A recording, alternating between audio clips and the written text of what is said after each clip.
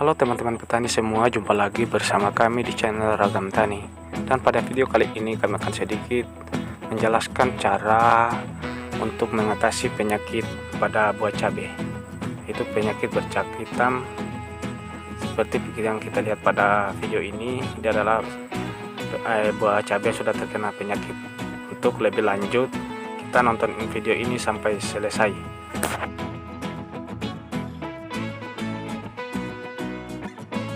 Ya teman-teman, saat ini saya akan membahas tentang salah satu penyakit yang kita kenal dengan penyakit antraknosa.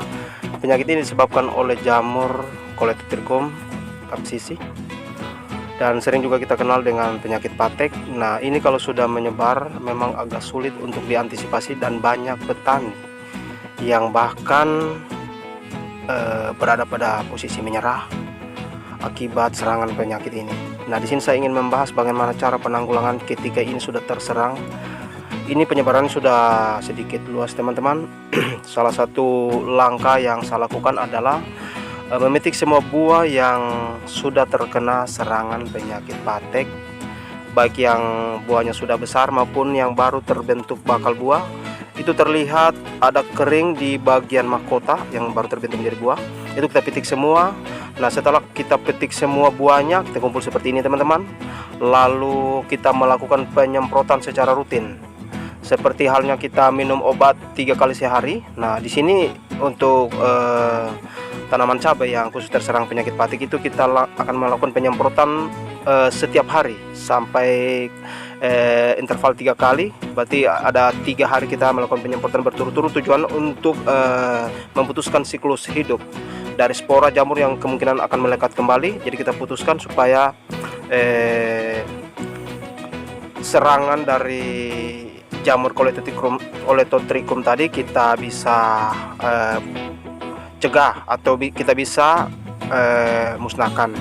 Selama pertumbuhan tanaman cabai masih terlihat hijau, itu masih bisa kita tangani, bisa kita membasmi, asalkan kita mengikuti peraturan dan prosedur yang ada dan kita melakukan penyemprotan harus rutin, teman-teman. Nah, seperti ini yang saya lakukan, saya melakukan penyemprotan. Nah, untuk setelah kita melakukan penyemprotan berturut-turut 3 kali dalam kurun waktu 3 hari, berarti setiap hari 1 kali, hari berikutnya 1 kali lagi, dan hari berikutnya 3 kali. Kita stop dulu, kita tunggu waktunya bagaimana perkembangan. Selanjutnya untuk minggu berikutnya kita ulangi lagi sampai benar-benar ini memang bisa ditangani secara pembasmian dengan menggunakan fungisida sistemik. Nah, untuk pencegahannya kita tidak boleh menggunakan fungisida sistemik bersamaan, maksudnya satu bahan aktif. Kita ganti, misalnya kalau tahap pertama kita melakukan penyemprotan dengan fungisida bahan aktif azoxystrobin, tahap kedua kita menggunakan fungisida berbahan aktif difenoconazole. Nah, tahap ketiga kita bisa menggunakan bahan aktif fungisida kontak seperti mancozeb, propinet, dan ada lagi yang satu saya agak lupa. Itu kita selang seiring, tujuan untuk mencegah jangan sampai jamur ini kebal terhadap penggunaan fungisida yang saya katakan tadi. Nah, ini kalau kita lakukan secara rutin dan disiplin, saya yakin pasti bisa disembuhkan, teman-teman. Sini, teman-teman, untuk fungisida, awalnya saya menggunakan fungisida dengan merek dagang Amistartop. Itu masuk dalam bahan aktif azoxystrobin, kemudian saya ganti dengan skor berbahan aktif difenoconazole. Kemudian ini saya gunakan Corona berbahan aktif azoxystrobin. Lalu tahap keempatnya kemudian saya gunakan fungisida sistemik sekaligus dipadukan dengan kontak merek dagang Cabrio Top, fungisida 60 WG. Dia berbentuk tepung. Nah, ini kita lakukan rutin seperti yang saya katakan tadi. Nah, teman-teman, untuk penyemprotan kita lakukan pada pagi hari ataupun sore hari. Nah, tujuan kita ketika embun masih melekat.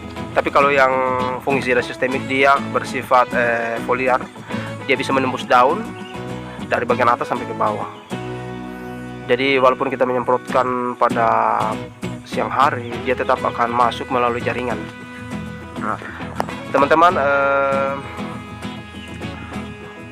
bagi kita yang masih membudidayakan tanaman cabai, kita perhatikan setiap serangan hama, karena ketika kita sudah melakukan penyemprotan, besoknya tetap akan masih muncul yang memang sudah ada jamur di dalamnya, itu sama sekali tidak bisa kita sembuhkan. Jadi kalau yang sudah terserang, ada titik serangan dari jamur Coledotericum tadi, tidak bisa lagi disembuhkan teman-teman. Itu harus kita petik semua sampai tertinggal yang benar-benar tidak terserang jamur atau tidak menular dari sporanya. Itu saja teman-teman, kiranya video dapat bermanfaat. Terima kasih, salam. Haram.